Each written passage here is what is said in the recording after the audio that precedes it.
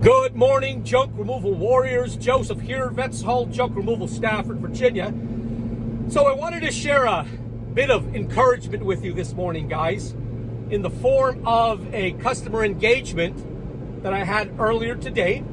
So I took a call from a potential customer yesterday, and the customer is describing to me the items that he needs to have removed, and one of the items was a sectional sofa. And I think one of the most important things to key on is the fact that at the beginning of the conversation, the caller states that the sectional sofa is in really pristine condition, were his words. And it just has a slight bit of damage, but is easily resellable. So you know where this conversation is going. So I gave him a rate.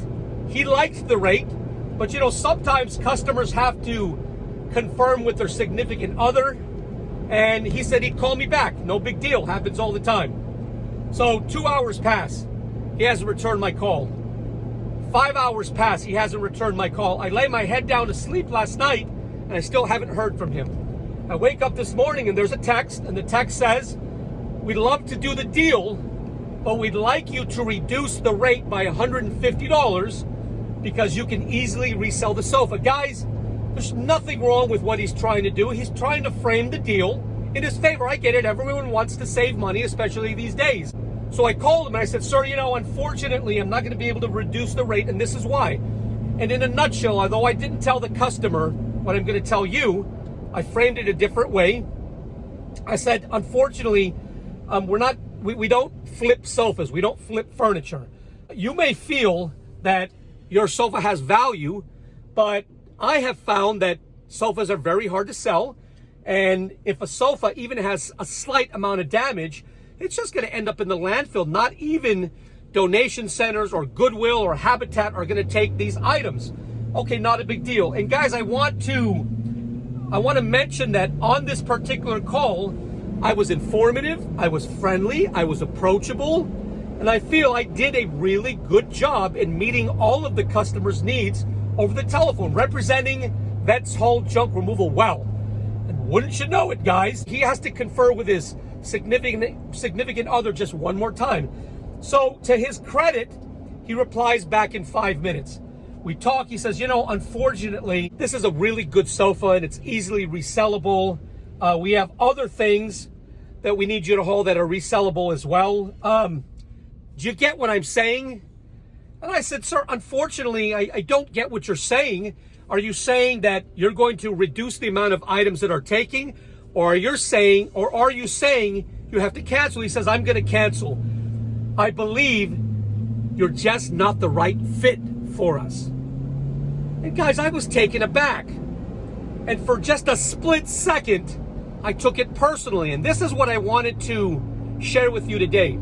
Early on in the sales game, and I'm not talking junk removal, I'm talking 30 years ago when I first got into sales, I didn't do well with rejection. I took rejection personally. And I wanted to encourage you today, especially if you're newer, especially if you're new to the junk removal industry and you're still facing a lot of rejection because maybe you don't quite have your sales script down or you're not versed in overcoming customer objections. It's okay, guys. You'll get better. But even when you get better, even when you become a master salesman, remember this, you're not going to close every sale. And I've mentioned this many times in my videos. Not every customer is meant for you. I don't know what it was. I believe that it probably was the fact that I didn't want to reduce my rate, and that's okay. But I've learned over the years to not take it personally. For just a split couple of seconds, guys, this morning I took it personally, especially when I feel so confident in the fact that I'm able to sell well. I don't close everyone, regardless of how much rapport you build up with the customer, regardless of how the customer receives and interacts with you. You can feel like, man, the customer's going to take my deal and we're going to close this sale and another one in the books. You're not always going to close every customer. Don't take it personally, guys. It's not personal. The customer doesn't know you personally. It's just a voice on the other end of the receiver. So how could it be personal? It's strictly business. And I believe if you hold on to that rejection and you focus on the fact that you were just rejected, then you're drawing rejection toward you guys. Better to realize some will, some won't, so what? And get over it and think about the next customer. Think about maybe what you could have done better, what I could have done better on this telephone call, and not make that same mistake again. Even though I don't feel I made any mistakes, this call was textbook perfect.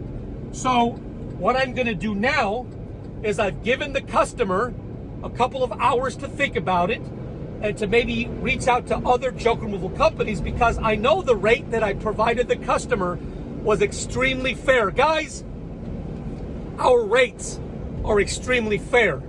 Now, I'm not going to say that our rates are cheap.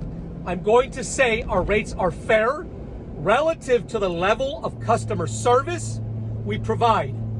So take that for what it's worth. But just remember, guys, when you engage with the customer and they reject you, it's not personal. Instead, focus on what you can do better and focus on how the very next customer that calls, you're going to knock it out of the park and you're going to close that customer.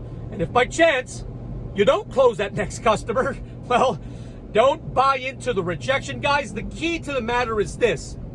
You have to guard what you allow into your mind. You have to guard the thoughts that you allow to marinate and blossom in your mind. If you focus on negativity and you focus on rejection, that's what you're going to draw toward you. Instead, focus on success, focus on developing your sales ability, focus on providing stellar customer service to the customer, and focus on providing a better junk removal experience to the customer, and all of your goals will be accomplished.